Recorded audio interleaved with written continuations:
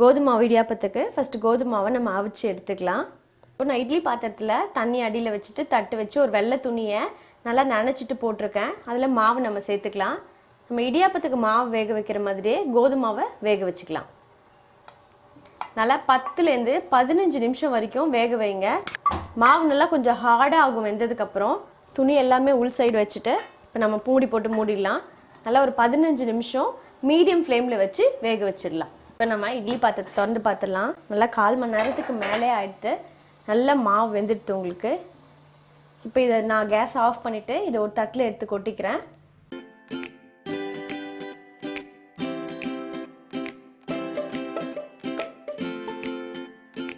இப்போ வந்து தட்டில் எடுத்து வேக வச்ச மாவை தட்டில் போட்டுட்டேன். இந்த மாதிரி நல்லா வெந்த மாவு உங்களுக்கு வித்தியாசம் தெரியும். வெந்த மாவை நல்லா கட்டி தட்டி இல்லாமல் உதுத்து விட்டுக்கோங்க ஆறுனதுக்கப்புறமா. அப்புறம் நல்லா சுடு தண்ணி வச்சு இதை நம்ம இடியாப்பு மாவு பதத்துக்கு பிசைஞ்சிக்கலாம். இப்போ மாவு வந்து நல்லா கட்டி இல்லாமல் எப்படி உடைச்சிட்டேன் பாருங்கள். கையால் உடைக்க முடியல, குட்டி குட்டி கட்டி இருந்ததுன்னா மிக்சி கப்பில் போட்டு நீங்கள் ஒரு வாட்டி அரைச்சிங்கன்னா நல்லா நைஸ் ஆகிடும். நான் அந்த மாதிரி தான் இப்போ அரைச்சேன். இதில் கொஞ்சமாக உப்பு சேர்த்துக்கலாம். ஒரு 1/4 டீஸ்பூன் அளவு 2 சிட்டிக்கு அளவுக்கு உப்பு சேர்த்துக்கோங்க. உப்பு சேர்த்துட்டு உப்பை எல்லா இடத்துலையும் கலக்கிற மாதிரி முதல்ல கலந்துக்கோங்க. தண்ணி ஊற்றுறதுக்கு முன்னாடியே நல்லா கலந்துக்கோங்க. உப்பு நல்லா கலந்தாச்சு. இப்போ இதில் நம்ம வெந்நீர் வந்து நல்லா கொதிக்கிற தண்ணியாக இருக்கணும். நான் கேஸில் நல்லா தண்ணி கொதிக்க வச்சுருக்கேன். தண்ணி எடுத்து பக்கத்தில் வச்சுக்கோங்க. கொஞ்சம் கொஞ்சமாக எடுத்து ஊற்றி பிசைஞ்சுக்கோங்க. ஒரே டைமில் நிறைய ஊற்றிடாதீங்க.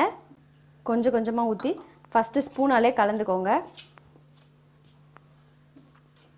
அப்புறம் இன்னும் கொஞ்சம் லைட்டாக சேர்த்துக்கோங்க. இது நீங்கள் இப்போ ஒரு பாத்திரத்தில் பண்ணிங்கன்னா ஒரு தட்டு போட்டு தண்ணி கொஞ்சமாக ஊற்றி கலந்துட்டு மூடி வச்சுடுங்க ஆறுற வரைக்கும். கை பொறுக்கிற அளவுக்கு இருந்தால் நீங்கள் அப்புறமா பிசைஞ்சிக்கலாம். மாவு வந்து நல்லா சாஃப்டாக பிசைஞ்சாச்சு. எவ்வளோ சாஃப்டாக இருக்குது பாருங்கள். இந்த மாதிரி பிசைஞ்சு ரெடியாக வச்சுக்கோங்க. இப்போ இட்லி தட்டு எடுத்து வச்சுருக்கேன் நான். அதில் கொஞ்சமாக நெய் தடவிக்கலாம். அதில் தேங்காய் வந்து ஏலக்காய் போட்டு நல்லா துருவி கலந்து வச்சுருக்கேன். அதை கொஞ்சமாக சேர்த்துக்கலாம்.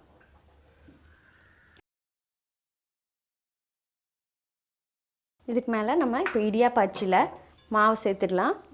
இந்த மாதிரி எடுத்து இடியாப்பாச்சியில் போட்டுக்கோங்க. இப்போ நம்ம போட்ட தேங்காய் மேலே இடியாப்பத்தை புழிஞ்சிக்கலாம்.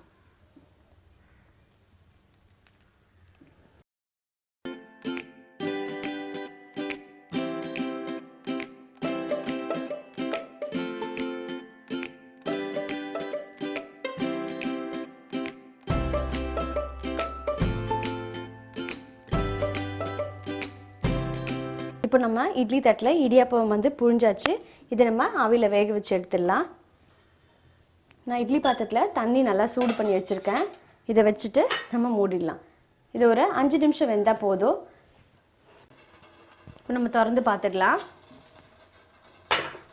நீங்கள் கை வச்சு பார்த்தாலே தெரியும், ஒட்டவே இல்லை பாருங்கள். நல்லா வெந்தெடுத்து இப்போ இதை ஆஃப் பண்ணிடுறேன். இதை இப்போ நம்ம பிளேட்டில் மாற்றிக்கலாம். ஒரு 2 நிமிஷம் ஆறுனதுக்கப்புறம் பிளேட்டில் மாற்றிக்கோங்க. இப்போ கீழே இறக்கி வச்சிடுறேன் நான் இதை. இப்போ நான் இட்லி தட்டிலேருந்து அழகாக நெய் நம்ம தடவி போட்டதுனால கவுத்த உடனே அழகாக வந்துடுச்சு பாருங்கள். இப்போ இது மேலே நம்ம சக்கரை தூவிக்கலாம். கையால் எடுத்து போட்டுக்கோங்க. அப்போ தான் எல்லா இடத்துலையும் படம் மாதிரி இருக்கும். சூடாக இருக்கும் போதே சக்கரை போட்டுக்கோங்க. அப்போ தான் அது மெல்ட் ஆகி எல்லா இடத்துலையுமே நல்லா உங்களுக்கு படும். ஹெல்த்தியான டேஸ்டியான கோதுமை மாவு இடியாப்பம் ரெடி.